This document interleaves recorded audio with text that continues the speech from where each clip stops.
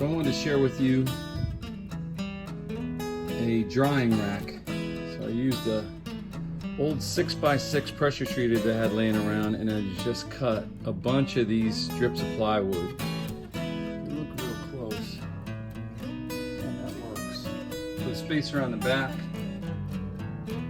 But basically, you can kind of see how this thing works. So, started at the top, made a 3/4 inch space in between each one, and then basically what I've got, I cut this at a slight angle. So there's a plywood piece here. I think it's about a 15-degree angle here. And cut a bunch of 3/4 by 3/4 inch pieces. And so you take this, and it just slides into these slots. And if you want to dry a bunch of doors, you can kind of mix and match.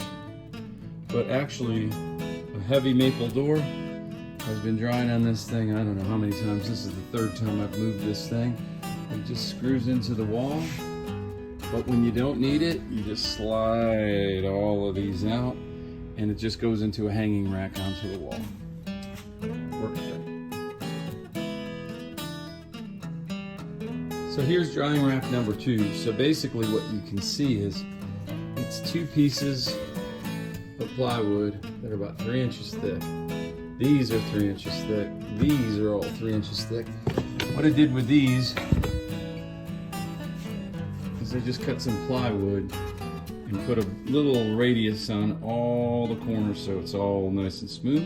And then basically, by putting these 3-inch spacers here and then a 3-inch gap, these just slide right in.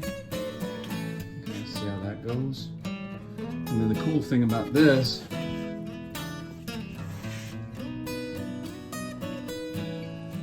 is that these slide in like so. Same thing on this side.